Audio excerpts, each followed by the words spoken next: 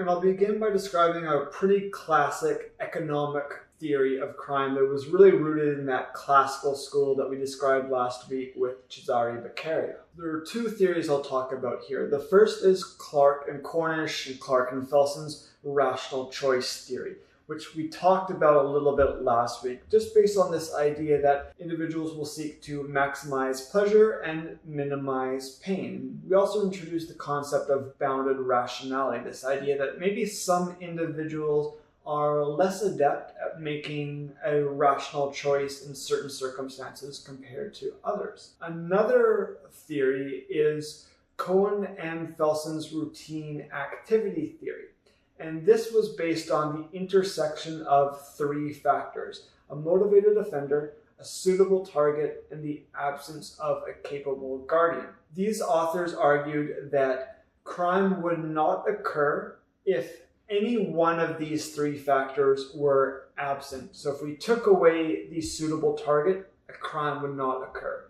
So if we remove the suitable target, if we were, for example, better able to lock cars or put those anti-lock steering devices across steering columns, then we would be able to prevent crime, because all we need to do is remove one of these three things from the equation, because it's their intersection that matters. And we saw this have a lot of influence in England, not just in terms of criminal behavior, but in terms of helping to prevent experiences of victimization as well. One of the things that occurred in England was they noticed an increase in suicide rates in this country.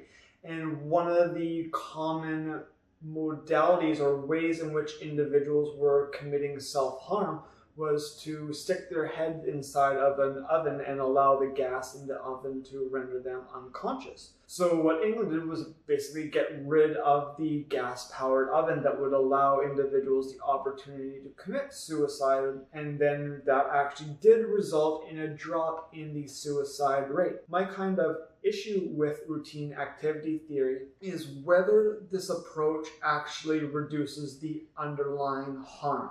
So yes, you've taken away an opportunity to engage in suicide, but this theory tends to not focus on the individual, just like classical school. It wasn't coming up with individual explanations of offending or individualized treatment. It was just thinking about that proportionality of punishment, how to make sure that the pain outweighed the pleasure. Another technique, this is again is a theory that was quite popular in England, was the use of what's called a mosquito, and it's not the bug. If you live with parents or grandparents or anybody who's maybe like 40 years old, 50 years old, you might notice sometimes they will leave the black screen on the TV. So the TV is still on, but there's nothing actually showing on the TV other than the black screen and like a hum or a hiss that you can hear. Same thing with maybe a computer. The reason why people of a certain age will do this is not just because they don't understand technology, it's because as you age, your ability to detect certain frequencies or certain pitches becomes worse. The mosquito lets out this high-pitched. My dog definitely heard that. It's not a fun noise. And the idea is to place this mosquito box outside of like a 7-Eleven or a movie theater or places where youths might congregate.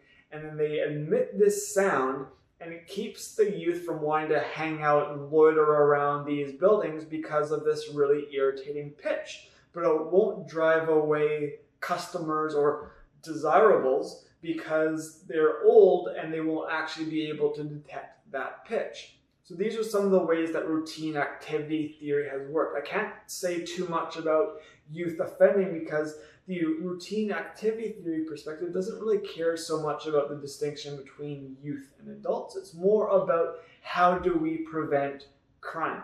What they might say is that, okay, for youth crime, we know, and I'll talk about this in a couple of weeks, that crime rates for youth tend to spike during unsupervised hours. For adults, we might see crime rates tend to be higher around like 11 p.m. to 3 a.m. when bars begin to let out, things like that. For youth, that 3 p.m. to 5 p.m. period is a particular vulnerable time because they are less likely to be monitored. They're out of school, but their parents aren't home from work.